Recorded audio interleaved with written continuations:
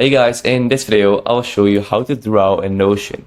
This is actually very easy, so it's important that you go to this website, whiteboard.com, but it's without an H. That is very important.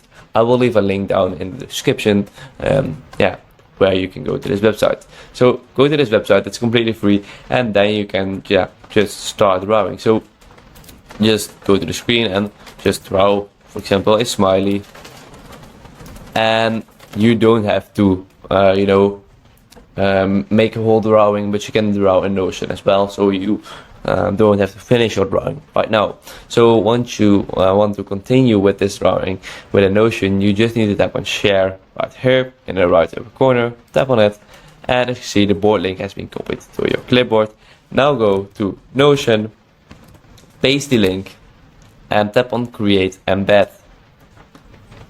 As you can see, here you see your drawing. You can draw further, you can add text even, you can add literally anything. As you can see, lines like this. You can erase things very easily. You can redo or undo, I'm sorry.